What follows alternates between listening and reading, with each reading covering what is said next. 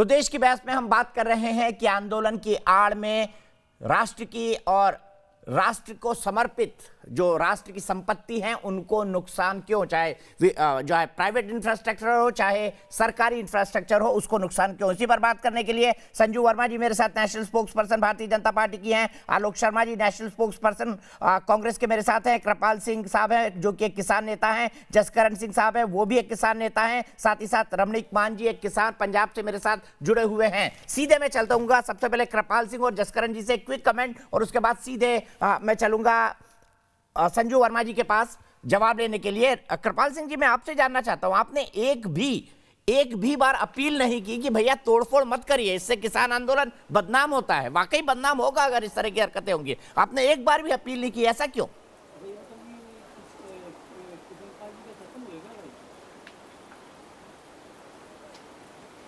Break था, बाद में चले आएगा। नहीं तो फोन तो कटा हुआ है। शायद कृपाल सिंह तक आवाज नहीं जा रही। सेम सवाल जसकरण जी के पास ले जाना चाहूंगा। जसकरण सिंह जी, एक भी अपील नहीं आई कि ऐसी तोड़फोड़ ना की जाए, ऐसा क्यों?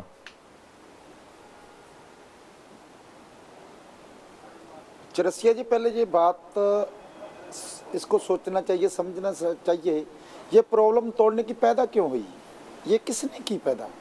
ये इसकी प्रॉब्लम है, ये 3 काले कानून जो किसानों ने मांगे नहीं वो हमको क्यों दिए गए। दूसरी बात है टावरों की इतनी बड़ी प्रॉब्लम आ गई, टावरों तोड़ दिए, चलो बड़ी बात है, नहीं तोड़ने चाहिए, पर जब टावर की बात है वो तो नेशनल मीडिया बोल रहा है जब 352 किसान की मौत हुई है, इसका कारण क्या, उस पर पर्चा क्यों नहीं दर्ज हो। हमने यही बैठ के डिस्कस किया है इस बात को जसकरण जी, हमने यही बैठ के उस बात को भी डिस्कस किया है ना। आज तो श्रद्धांजलि भी दी गई बैठक के अंदर किसानों ना को। ये भी बात करो और एक बात सुनो और 52 किसानों की मृत्यु हुई है, ये मोदी सरकार की वजह से हुई है, ये कैबिनेट की वजह से। उन पर 306 का पर्चा दर्ज क्यों नहीं होता, उन पर भी करो। लॉ तो सभी के लिए बराबर है। और उन्होंने हमारे के लिए बैरिकेड डाले और आर्टिकल 29 और 1421 की उल्लंघना ठीक है, सीधे संजू वर्मा जी के पास। संजू वर्मा जवाब, फिर आलोक शर्मा और रमणीक मान। उस पर भी पर्चा होना चाहिए, ये होना चाहिए। ये बताओ ये आज भी 8वीं बार बात हुई है, जसकरण जी संजू वर्मा जी क्या जसकरण जी एक मिनट, आपने अपना पॉइंट रखा, जवाब ले लीजिए। मैं बोलूंगी यदि आप इनको शांत करवाएंगे। ना एक बात तो सुनो, ये बात तो सुनो।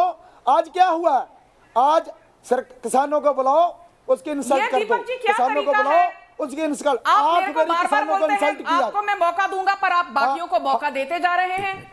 संजू जी एक मिनट साथ। जसकरण जी प्लीज, संजू वर्मा जी क्या अभी ये चुप रह सकते हैं Deepak ji? Please make my point. चुप है कि ये बोलते जाएंगे, आप नहीं चुप रह सकते। मैं भी 3-4 चीजें आप बोलते जाएंगे, हमको एक बार मिला समय मिला दीपक जी, क्योंकि यहाँ पर बीजेपी पर बहुत आरोप लगे हैं।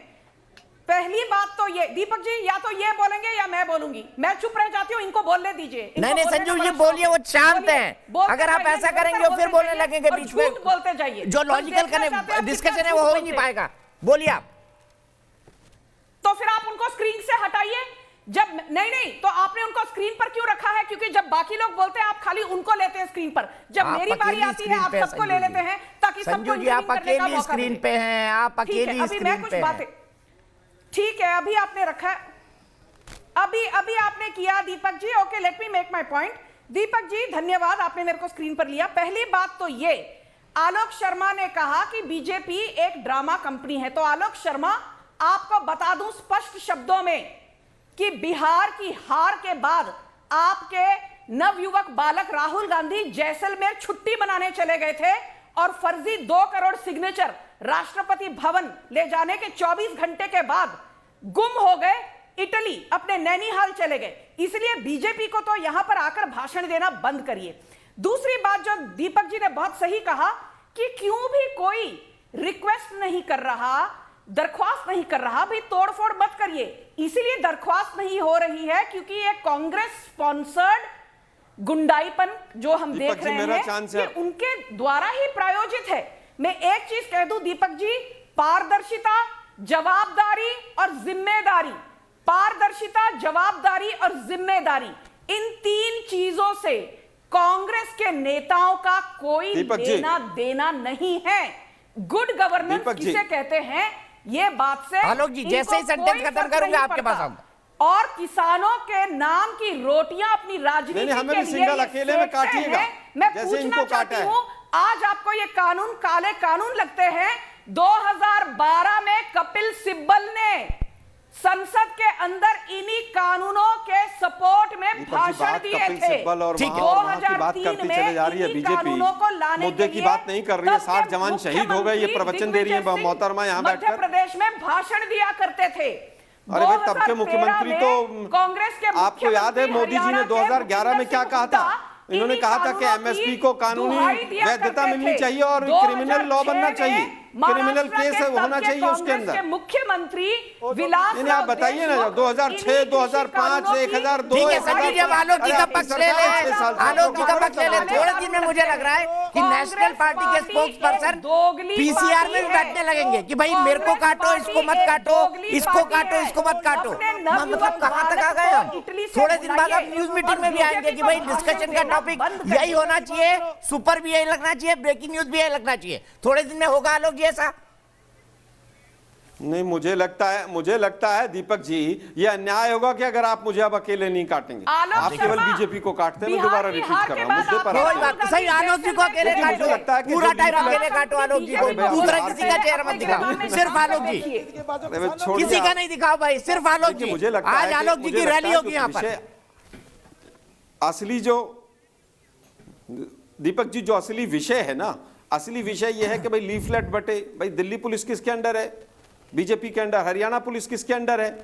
बीजेपी के अंडर। लीफलेट बट रहे हैं तो ये पकौड़े तल रहे हैं क्या? ये क्यों नहीं उनको पकड़ते हैं? आपको याद भी होगा 2-3 लोग पकड़े थे, वो सारे बीजेपी के कार्यकर्ता निकले जो वहां पर पर्चे बांट रहे थे। उनको पुलिस में दिया गया, उनके ऊपर केस दर्ज नहीं हुआ। सोशल मीडिया पर खूब चला और सरदार भाई जो हमारे वहां के थे उन्होंने किया। उसके बाद क्या पूंजीवादियों, क्या पूंजीवाद का विरोध करना, क्या पूंजीवाद का विरोद करना देशद्रोह है? बीजेपी तो पूंजीवाद का पूरी लाइफ अपने विरोध करती चली गई है। पहली चीज 1980 हो, 1991 हो, एफडीआई हो, सबका ही तो विरोध किया इन्होंने।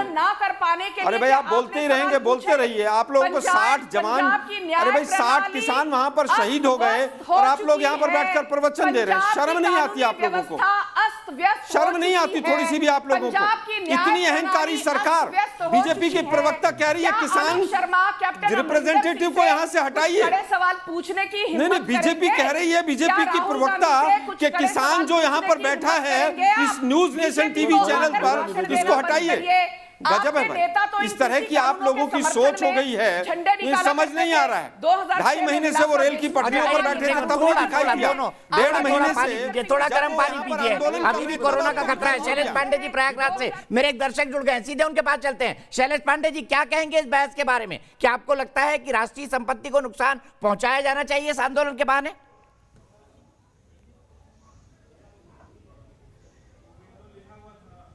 दीपक जी, सबसे पहले तो मैं आपको धन्यवाद दूंगा कि आपने इतना महत्वपूर्ण विषय आज अपने इस डिबेट में रखा।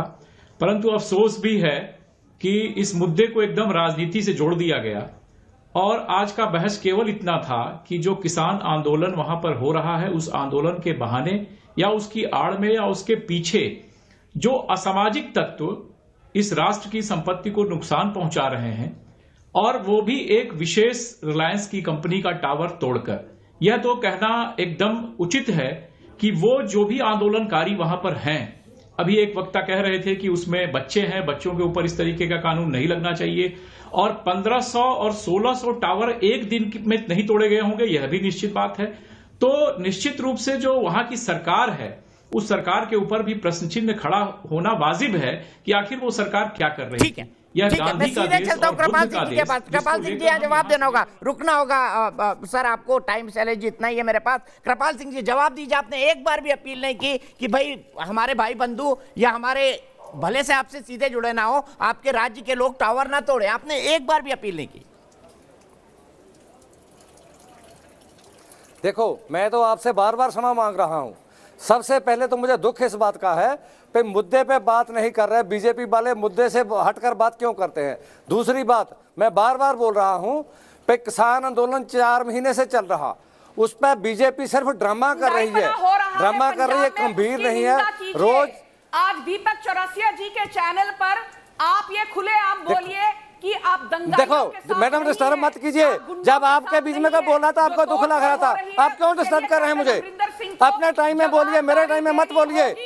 यहाँ बैठकर मेरे टाइम में मत बोलिए, यहाँ बैठकर अपने टाइम में बोलिए। मैं आपको डिस्टर्ब नहीं किया, आप तमीज सीखिए। सवाल पूछो, आपका पता होना चाहिए, आप डिबेट में बैठे हैं। आप अपने मुद्दे पे बात कीजिए, अपने समय में बोलिए, दूसरे के समय में मत डिस्टर्ब कीजिए। ऐसे ड्रामा करके झूठ को सच नहीं बना सकते आप बिल्कुल झूठ बोल रहे हैं। झूठा जामा पहनकर किसानों आप झूठ बोल रहे हैं, मेरे टाइम में मत बोलिए। दंगाईपना हुआ पंजाब में, आपने क्या चुप्पी साध रखी है? मोदी से आपने एक अच्छी बार बात भी लगती है इनकी, कांग्रेस मोदी से लगती देखो है। मेरे टाइम में मत बोलिए। 60 किसान शहीद हो गए, ये लोग यहाँ पर प्रवचन दे रहे हैं, किसने चुप्पी साध रखी है? मोदी जी एक प्रेस कॉन्फ्रेंस नहीं कर पाए 6 साल में, दूसरे कितने किसान शहीद हो गए ठंड में। हम किसान बोलने लगता है तो पीछे बोलने लगती है। हम अपने भागवत आंदोलन कर रहे हैं, अपने हक मांग रहे हैं। आप एक मिनट और 2 मिनट में किसान वहां पर बैठे हैं, उन पर आंसू में तो और ठंडे पानी की बौछारें डलवा रहे हैं आप लोग। सुदृढ़ बनाएंगे ये कानून हमारी। अच्छा सब बोल लिए, एक कंक्लूजन कमेंट के लिए मैं रमनीक मान से चल रहा हूं, फिर मनोज सर से आखिरी कमेंट कैसे समाप्त करेंगे डिबेट को? रमनीक मान देश की कृषि व्यवस्था को दीपक जी आप किसान की बात को क्यों नहीं रखते हैं? स्क्रीन से हटाइए, गलत बात है। सर आपसे पहले उन्होंने खूब बातें रखी हैं। आलोक जी आपसे पहले उन्होंने खूब बातें रखी है, उनसे 5 सवाल हुए थे मेरे, उनसे मैंने ब्रेक में आने के बाद तुरंत सवाल पूछा था, लेकिन वो कनेक्टेड नहीं थे। हाँ साहब, किसानों की बात रखी जानी चाहिए। 60 जवान शहीद हो गए, रिलायंस की चिंता हो रही है। दीपक जी, रिलायंस का नुकसान नहीं होना चाहिए। हम कह रहे हैं कि ये पूरी तरह से सरकार 18,608 गोदाम बने हैं। कंपनियों की गोद में मैंने जाके बैठ गई एफसीआई है। की वेबसाइट यही चेक तो करी है, आरोप है पूरे हमारा। भारत में 2131 गोदाम है, जिसमें से 8 सीलो हैं। नहीं भाई, आपका आरोप चलता रहेगा भाई, मेरे को जरा तथ्यों के आधार पे बात करने दो। कृपाल जी ने कहा 18,608 गोदाम बन गए पिछले एक साल में।